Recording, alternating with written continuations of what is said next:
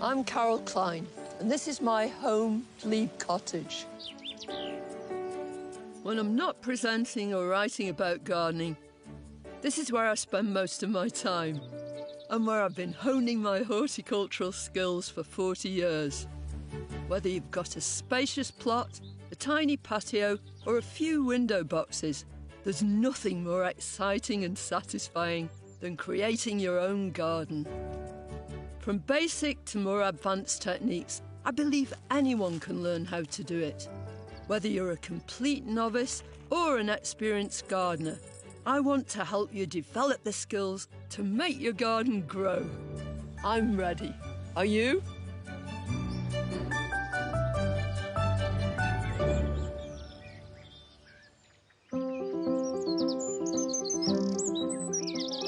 Welcome back to my garden at Glebe Cottage, where spring is in glorious full bloom. This is the sight that greets me every time I come out of the back door. Aren't they beautiful? It's a tulip called Purissima, or White Emperor, and it is imperial, isn't it? And I just love the way, because this is facing east, that these flowers begin to open just as the day begins. What a brilliant start. Come on. Tulips make a wonderful springtime display all round my garden. Now I grow nearly all my tulips in pots for two reasons. First of all, tulips prefer soil that's really well drained and alkaline if possible, and mine's quite heavy, almost acid clay, so that's a no-no. But the other reason is that when I do plant them in the garden, we get all sorts of predators. Not lions and tigers, but voles and squirrels who dig them up and eat them and carry them away. And the other huge advantage of doing that is so that I can carry these pots off to different parts of the garden to enhance what's growing there.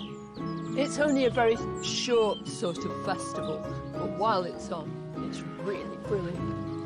1, 2, 3, up.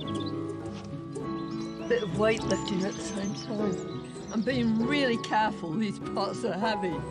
I mustn't disturb the dog. Let sleeping dogs lie. Now these gorgeous Yanroo's tulips are in full bloom, I'm going to take them where I want a splash of vibrant colour.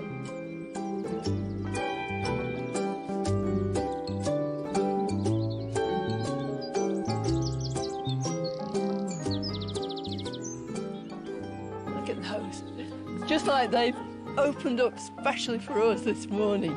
This is a lady tulip, Tulipa clusiana, and this is a selection called Cynthia, and I just think it is so pretty. It's just all these grey spiky leaves, and then all of a sudden there are these absolutely exquisite flowers.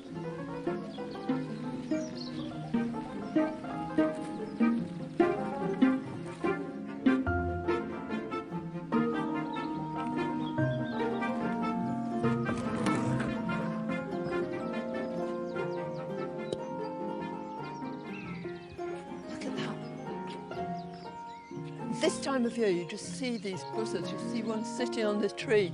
Oh, he's taking off. It's a dog fight.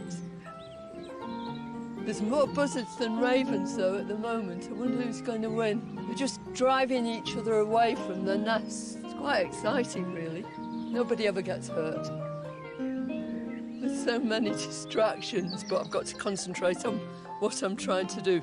I'm going to put the rest of these out. Look at that one. Look, it's got a poppy in it.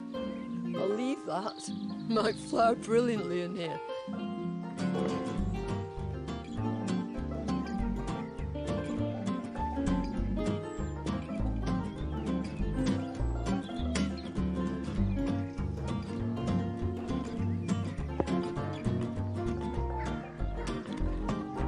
With a colour scheme of crimson, white and pink, my Yanroo's tulips will make a splendid contribution. They'll also draw the eye away from the daffodils, which are now well past their prime and in need of some attention. You can already see not only are they past their best, but they're starting to make seed. They've all got seed pods just behind the flowers. If I leave them on, that seed will get bigger and bigger. It'll take more and more energy from the bulb. So I'm going to deadhead them, go right the way through and take them down. Now, some people would just nip the heads off. If you've got millions and millions of them, that would do. But I prefer to come right down like that and cut right down there. And then give them a good feed during the summer too. If you grow your daffodils in pots, do exactly the same thing. Deadhead them when they've finished flowering. And then all that goodness is going to go down from the foliage into the bulbs. But because you're growing them in pots, they haven't got access to the rest of the soil to gather nutrients and water from. So it's a good idea to get a liquid feed, an organic one, something based on seaweed. And before that foliage actually dies down, actually feed it. Use it as a foliar feed, so water it straight onto the foliage. That way it means more goodness is taken down into the bulbs. And next spring, just give them a boost, give them some extra compost on the top.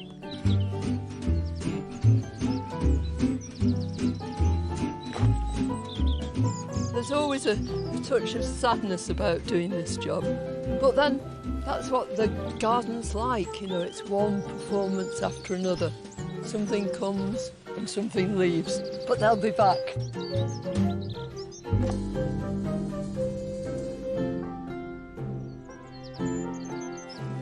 Look at that hexacorda. It's just beautiful. I love the way it tumbles forward, and it's at its very pristine best at the moment. I just love that sort of rhythm, the way that one thing takes over from another. It's magical. Anyway, something's got to take over from these. There's a hoverfly in the middle here, still searching for pollen. Not a lot left now, I'm afraid. This magnificent tulip, because it really is one called Appledorn.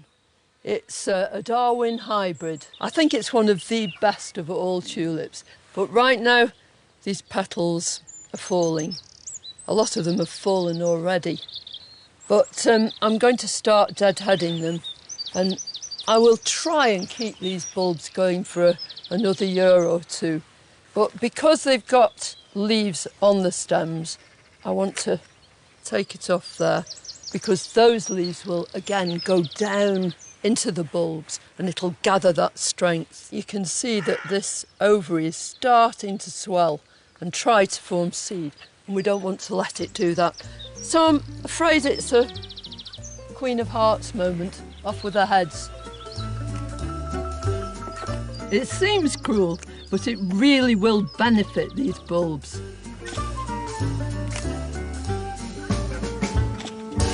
Next, I'll show you how to try to get your tulips to reflower.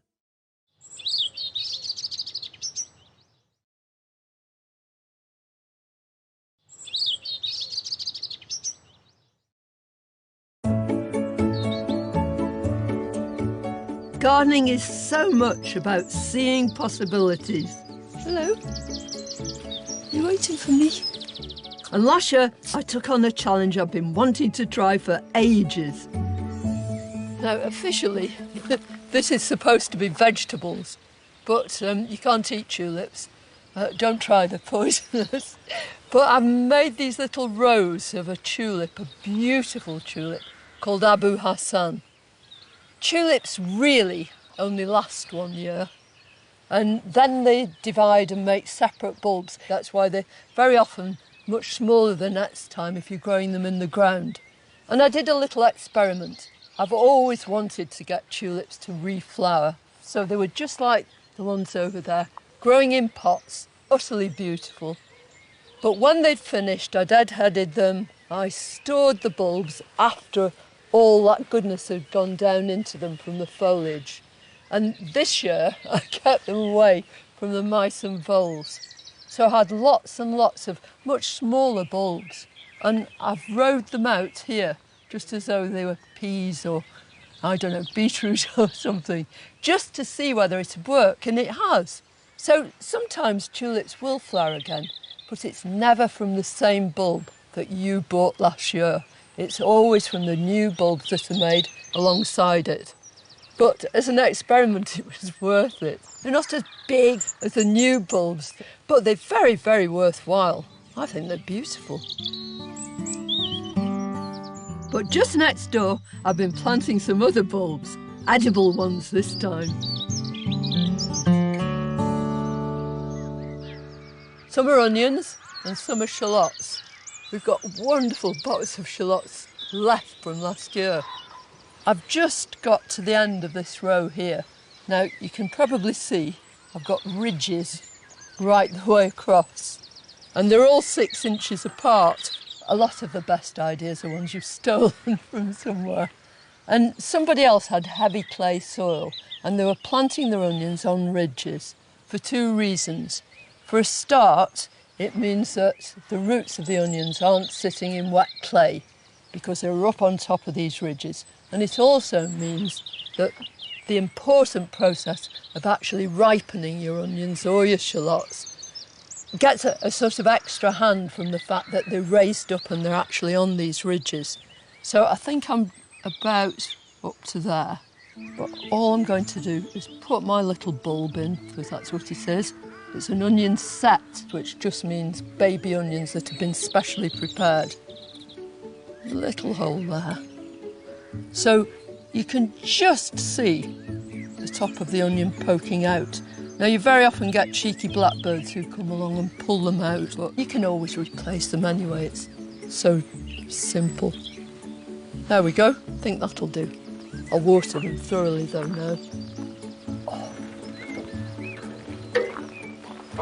I'm going to water between these ridges first, because I don't want to wash my ridges away.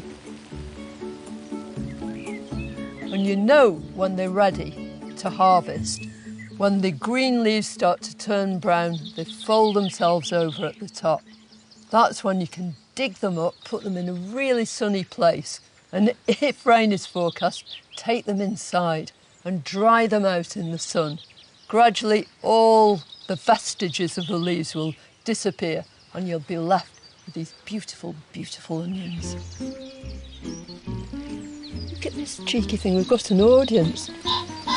Trust the pheasants have the last word. Hey, hope you saved some of that for me. I need that. Cheers.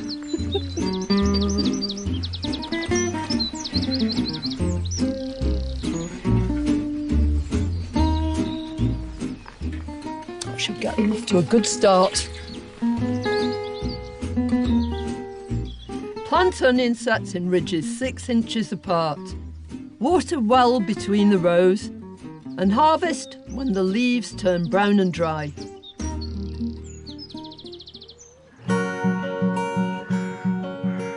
Although onions and shallots love the sunshine, there's another member of the allium family growing in abundance here, which much prefers a shady woodland corner.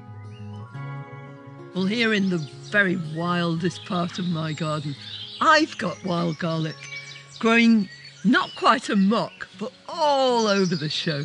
I never planted it in the first place. It just arrived here. You can buy wild garlic, just like you can buy bluebells and snowdrops, in the green, and plant a few somewhere and let them romp away.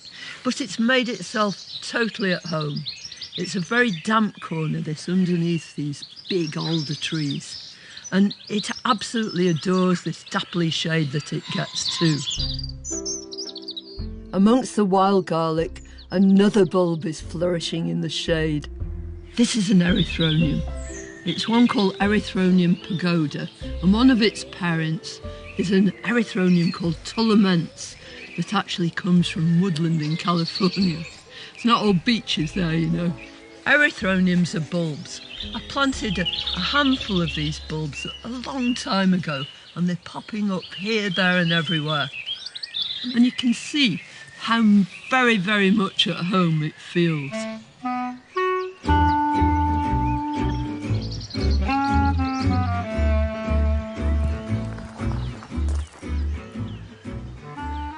As I come out of the the woodland, so-called, the shady bit of my garden. There's another onion here too. They're all over the place. This is one called the walking onion or the Egyptian onion. And a friend of mine gave me just one bulb a long, long time ago. But this walking onion does exactly what it says.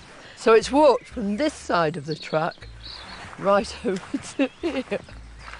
It's just walked and walked and walked. It's everywhere. Just look at them. You can just imagine. Da-dum, da-dum, da-dum. They're growing all the way along there. But there, they're growing just in the gravel. There's hardly any soil at all. But when they get up here, how about that for lush? They're just having such fun putting these great big roots into the ground. I think I might dig them up and present them to Neil. He's always a very creative cook.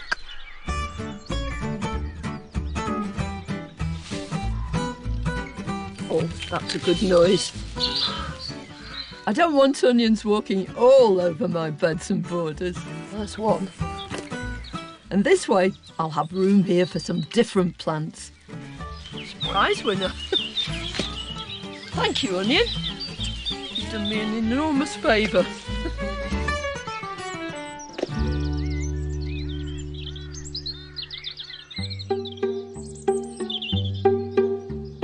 This bed is not only home to plant life. I keep seeing another little head poking out from in between these sleepers. There are several of them there. These lovely little tiny sand lizards. And the conditions are perfect here. They're basking in the sun. They absolutely love it. And I can feel the warmth in this wood. You see them in any of the places around the garden where it's hot, dry, where they've got somewhere to hide and where they think they can just come out and bask in the sun. I mean, Fifi's sitting there, hasn't even noticed. I'm glad, really. There's room for everybody, isn't there, to enjoy the sunshine?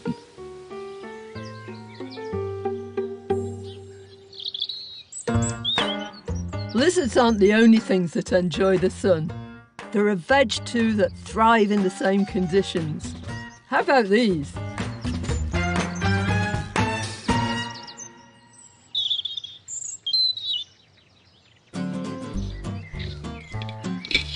So these are artichokes. They're Jerusalem artichokes. Aren't they strange, funny, knobbly things? It's a root vegetable that produces tubers, a bit like spuds. These are easy to please. You could grow them in any old corner at all. But these are also artichokes. These are globe artichokes, something entirely different. Aren't those such beautiful, statuesque plants? They love sunshine and they love deep, rich soil. So both my artichokes are perennial. That means they're going to come every single year. But Jerusalem artichokes have this reputation for giving you wind. But apparently, when you're cooking them, if you also include a few leaves of savoury, which is a beautiful herb, it actually reduces flatulence. Never mind about that, it doesn't matter. They're handsome plants and the roots are absolutely delicious. They make brilliant soup. I can almost taste it now. But first of all, I've got to plant them. It could not be simpler, really. All you need to do is plunge it into the ground, return the soil. That's it. We should be able to see that emerging from the soil in just a few weeks' time. But by the time we get to the autumn, they'll have made these towering stems. They're actually related to sunflowers. And then one tiddler on the end. It really is as simple as that. Now, these tubers will make new tubers, lots and lots of them, and we'll be able to harvest some this year. You must always leave a few in for the next year, otherwise it wouldn't be perennial, it wouldn't keep coming. Now Now, these aren't any old artichoke, this is something really special. I've grown them from seed. I've always wanted to grow this particular artichoke. It's called Violetta di Chioggia, so it's an Italian one, and the Italians love to produce these and stew them in oil when they're really, really young. But even easier, you can just plant them about there. These are big, deep pots. I've deliberately kept on potting them on because I wanted those roots to grow down deep.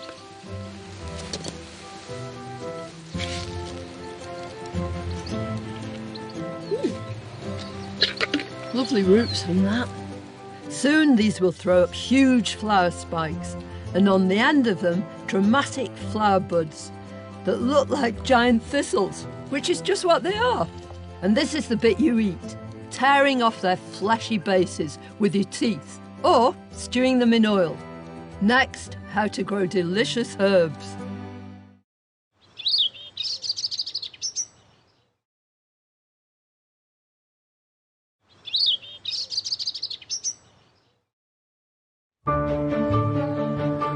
Hello? Come on. However big or small your garden, one of the most aromatic and rewarding elements to grow is herbs. But there are tricks to growing them successfully by giving them the right conditions to make sure they flourish. You can almost feel the summer coming along. There's real heat in the sun now. And later on it'll be hotter still when the sun's shining directly on this. So you'll be able to smell all these beautiful herbs much more strongly. Now, this is my main source of herbs. It's a half barrel and it's very, very ancient, but it's doing a good job and it looks pretty too. The secret to growing herbs successfully in a container is to make sure you plant it up with ones that thrive in the same kind of conditions. So there are things that you associate with dry, sunny places: thyme, rosemary, lavender. They all belong to that kind of group. But then there are what I call wet herbs, which are the things that actually will take a bit more shade, but they need rich soil to really bring out their fragrance. Things like basil, mint. I've got great big pots of mint that we actually carry around the garden. It's very ornamental and hugely fragrant. In the same way, these more moisture, shade-loving herbs will grow happily in the same pot. So from time to time, you've got to do a bit of tidying up. Now, I've got in here thyme, marjoram, some lovely chives. I've got a little bit of parsley here, a rosemary, and another rosemary, which sadly has had its day. I think I'm just going to... I'm afraid, Rosemary, your time's up. But your time isn't up. This little thyme I grew from seed. You can buy lots and lots of different thymes, some with really very pretty leaves. Absolutely so fragrant, you can hardly believe that such small leaves could have such strong aroma. I'm just snipping out a few dead woody stems and removing any weeds. Most herbs are perennials, they come up year after year. On the other hand, there's a whole group of herbs that need to be grown fresh every year. Things like parsley, dill, coriander. But back to maintenance. This marjoram, for instance, is taking over a bit, and I've got lots more things I want to put in here. So I might take a bit of this out and actually move it to a different place. I can see how it's spread. It was only a teeny little clump over there. So what I want to do is be brave.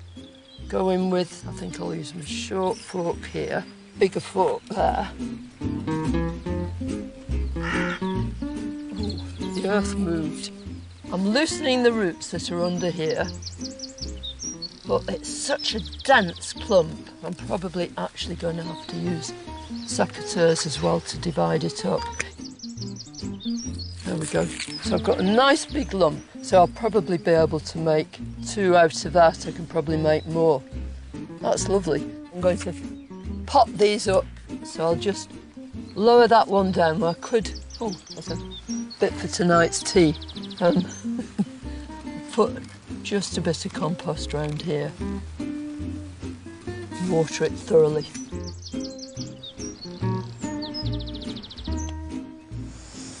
Oh, chop up all over your pizza. There we go.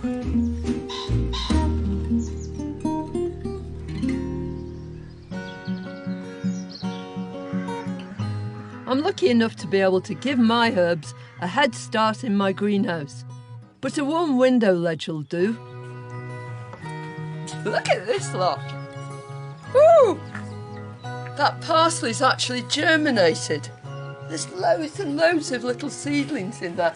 Absolutely masses of them. You might remember my sowing these just a couple of weeks ago. But they're not ready to prick out. But this lot, look at the coriander. All those lovely plants, just perfect for potting on. This chervil, look at that. Oh, loads and loads of it. I've grown my parsley, coriander and chervil from seed, and now some of them are ready for the next stage. Look at this lovely little assortment. Now, here's dill. When I was pricking them out, I put some of them into modules and then potted them on into individual pots. But the babies, the ones that hadn't grown so fast, I just left in the tray. And look, they made smashing little feathery plants. And you can grow your herbs like that if you want to, these annual herbs. Just leave them in the tray and harvest them right there. So this coriander has been growing for some time, only a few weeks actually, but now they're ready to be pricked out. And that just means giving them all a separate little new home, whether it's a pot or in this case, I'm going to use a module tray. So I'm going to root around here, put each one into an individual little pot, and I can smell this coriander. Now that probably is a pungent smell, isn't it? It's gorgeous. Remember to hold the seedlings by their seed leaves, not the stems, which bruise easily. That's quite dry, but I'll be watering these thoroughly straight away. And I need to as well, particularly with coriander, because coriander is one of those herbs that it grows very lushly. And if you're not careful and you grow it too dry, then it will run to seed. So you get flowers. You might be able to harvest some seeds, but most people grow it for its leaf. So I'll grow these on until they're quite chunky little plants.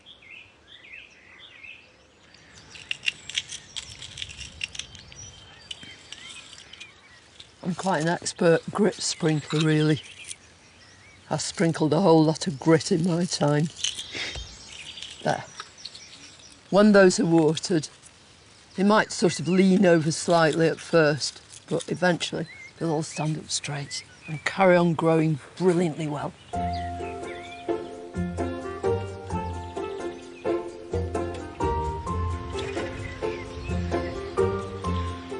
One herb that can be tricky to grow from seed is basil, but I've got a great shortcut to show you. This is a really easy way of increasing your herbs. It's something I do every year with basil. If you buy a pot like this in the supermarket and just gently ease it out, oh, it smells so lovely. So when you look into the bottom of this pot, you can actually see loads and loads of stems. But we can use that to our advantage, because what you can do is gently take them out of the pot and just plunge your thumbs in, and then you've got a little section like this. I mean, they're thickly rooted, those roots are all completely matted and together, but if you just separate them, one, gently separate them, and each one's got its own root system. And then all you do, make a hole. Nice loose compost. You can use multi-purpose for this. You can use any potting compost at all, it really doesn't matter. Chuck it in. Now, these will grow and grow and grow. I'm going to actually keep these in the greenhouse. Keep them on your window ledge. That's what my mum used to do. Because they want warmth, they want light, and above all, they want lots and lots of water. And it's so cheap, really, isn't it? I mean, you pay £1 or £2 for a pot like this, and I reckon we're going to get at least 20 plants out of just this one pot. Really brilliant. And you can do exactly the same with the coriander, parsley, several of the different herbs that you can buy in the supermarket. I'm just imagining a summer's day, those ripe tomatoes sliced up, tearing a basil leaf or two and sprinkling them on the top and just relaxing. Roll on, summer. If you haven't got a garden, you can still have a herb planter in whatever space you can find.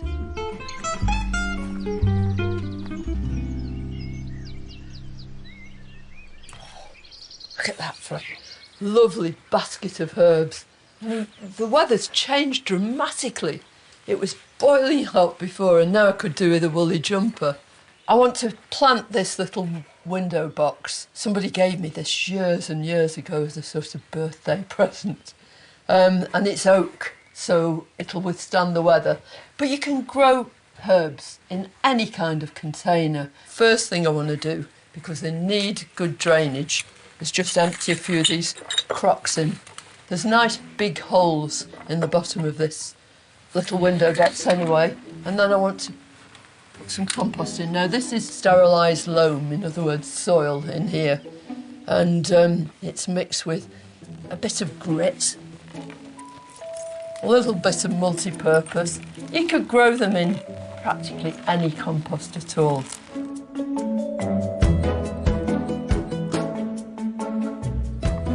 I think that's a good start. And then you can plant it so it'll last for quite a long time, or you could put a few things in that are still in their pots, and then you could ring the changes from time to time. I mean, this is one of those shop-bought herbs. This is Greek basil, and it's such a nice green clump. I'm just going to sink the pot there. As long as the top of it is covered over with compost so it doesn't dry out, that'd be brilliant. And then maybe something else big, but further down this way. So this is a lovely plant of rosemary. And again, this was bought from the supermarket. Well rooted. This time I'm going to let it live its life in this window box. It'll grow, bush out. When you're harvesting it, just take little pieces to sprinkle on your roast potatoes or whatever it is. How about that? This is a thyme, but a variegated one. And it's fine to squeeze them in so they're living really tightly in there. Now we could do with a splash of colour. Again, it's a thyme, but it's in full flower. I wonder if I can squeeze a plant or two of dill in there. That's nice, that sort of filigree next to there. Water it well, but make sure that the drainage is good. Now, everything in here likes it quite dry and sunny, but you could also do any kind of container with herbs that actually prefer sort of damp shade, you know, lush kind of herbs. So if I were doing something like that, I'd probably use some mint. I might plant it in its pot, and perhaps coriander, some parsley, all those sort of things, maybe a basil or two. How's that? Quite pretty? Yeah. Make sure your container has excellent drainage.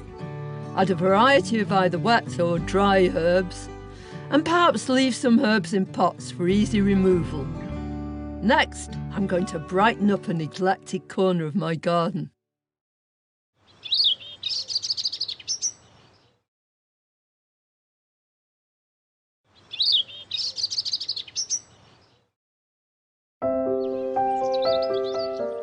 This afternoon, I've got my eye on one part of the garden that's not quite as exciting as it used to be. I'm determined to tackle this corner today. Don't you just have those few places that, it's not that they're neglected, but you kind of take them for granted. You've put your plants in, you've added things occasionally, you stood back and admired them, but years later, you suddenly realise that they're not what they were, and this is just such a corner as that.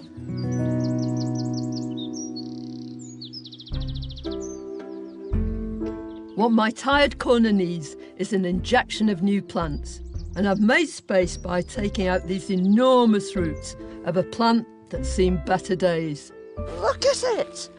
This huge monster, doesn't it look prehistoric? Actually came out of one there and one here. And it's Euphorbia palustris. It's a plant I use all over the brick garden, the blue and yellow garden, because it's got these fantastic, almost fluorescent lime green bracts in the spring. You know, lots of plants, well, all plants really, have a finite life. People expect things to go on forever and ever, I always do. These have really had it.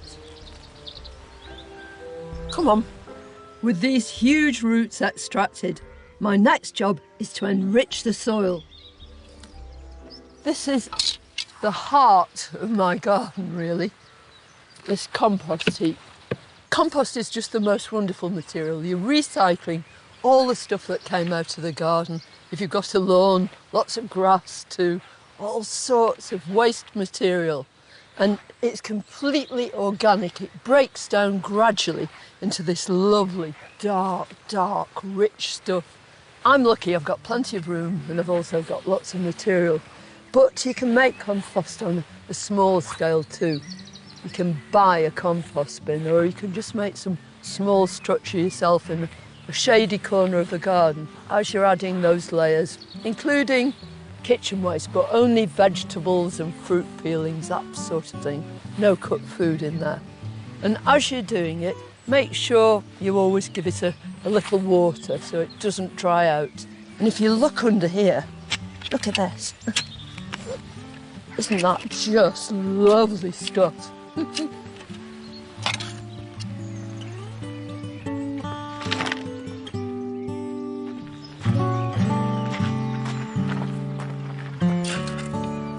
So many distractions. I'm supposed to be pushing my barrow, but my attention was just grabbed by this plant. This is called Lamia morvala. You don't often see it, and I don't know why, because it's one of the most beautiful plants for this time of year. It's very easy and straightforward to grow too, but its charm is this whole sort of duskiness about everything, including the flowers, and the flowers are fascinating.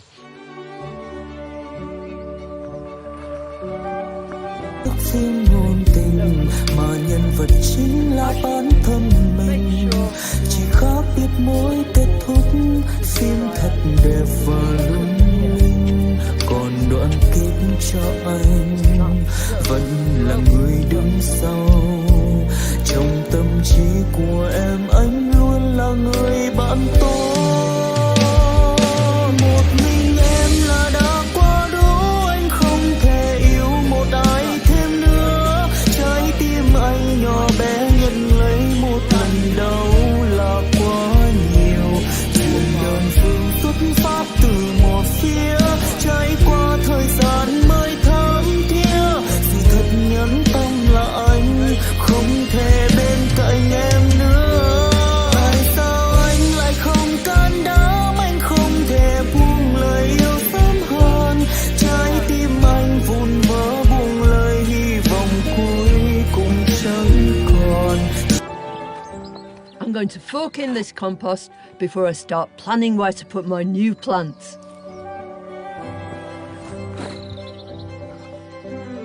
I used to be a champion hurdler, but that was rather a long time ago. Right, I'm in. Now, already in here, and any time you're sort of replanting an area, you want to suss out what's really worth keeping, what's looking good. Does it give you any clues to the way you're going to plant? I've tried to use that camassia in waves coming down the garden, and there's some coming around the edge of this box hedge. It's a bit later than the rest, but it's just turning blue now. And the other plant I definitely want to retain is this lovely bronzy Lysimachia. I love the way that's actually made a wave right through here, and I think I could accentuate that maybe by putting some anchusa right around here. This is a short-lived perennial that you can increase from root cuttings. So this is my first edition. I've got lots of this that I want in here. It's called Anchusa azurea Loddon Royalist, and it's a classic plant for this time of year. And these rich ultramarine flowers are like nothing else. But I love the fact that it's got bronzy buds, real bronze calyx behind the flower. This will only last a year, but I don't mind repeating it spring after spring and growing it in just the same way. It's worth it because it's gorgeous. So I think I want to start right in here.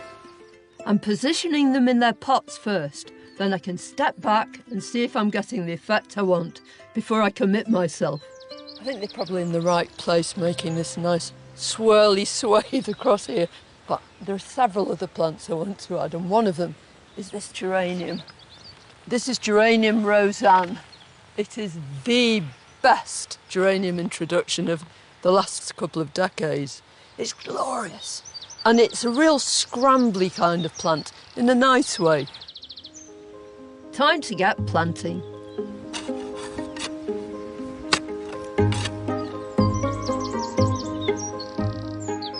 Here we go. I hope it's going to, slide out of here reasonably easily. I think this might be a down on your knees moment. So I'm just going to lower the whole thing in. Yes, firmly in contact with that soil, and then I want to bring all this soil plus compost right into the hole all the way around it. Now, I've got the rest of those to plant, but I've put in a geranium just to kind of get the effect, have some idea.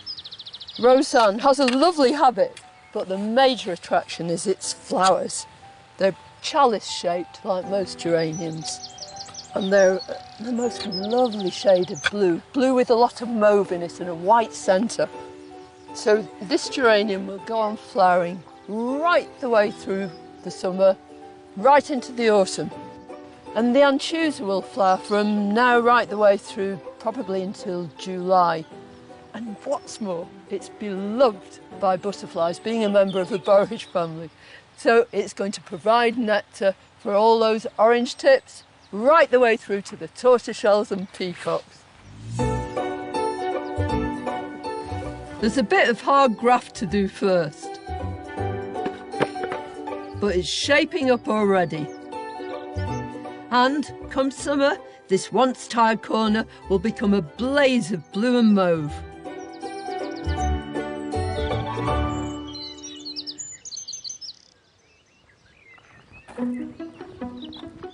The last job of the day is to cut some of these beautiful Abu Hassan tulips so we can enjoy them indoors. They're the result of my successful experiment. What a grand week we've had. We've loved it. We've done so many things and we've seen so many things too. We've had bulbs from the beautiful to the edible, planting shallots and onions and revelling in these beautiful tulips. So much more to look forward to next time too. See you soon. Next time, the garden gets set for the glory of summer. Don't laugh if I fall out, will you? Good job, I'm trained as a steeplejack.